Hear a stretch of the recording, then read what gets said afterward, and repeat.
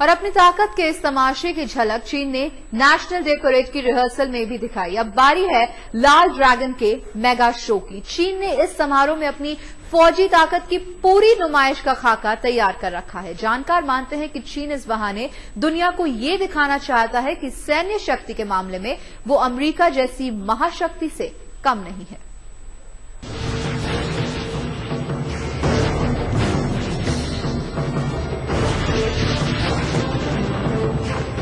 ये है दुनिया की सबसे बड़ी फौज, ड्रैगन की फौज।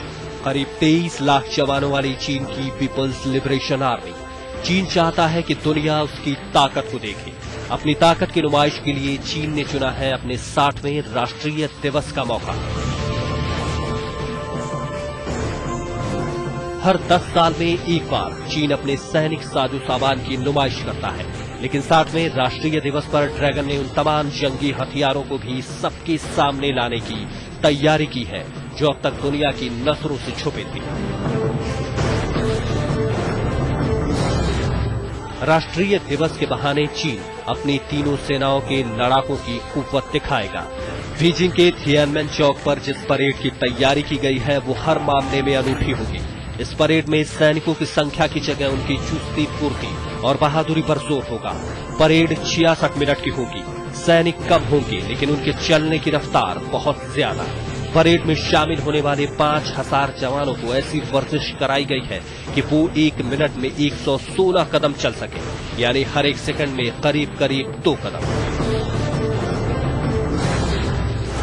ये पहला मौका होगा जब चीन के सैनिक साजो सामान अपने असली रूप में दुनिया के सामने होंगे। राष्ट्रीय दिवस की परेड में चीन 52 किस्म के घातक जंगी हथियारों की नुमाइश करने जा रहा है। इनमें पारंपरिक हथियारों और क्रूज मिसाइलों के साथ आधुनिक तकनीक से तैयार परमाणु हथियार भी शामिल होंगे। चीन में विकसित की गई airborne early warning and control aircraft और फाइटर जेट विमान भी चीन की ताकत का डंका पीटेंगे।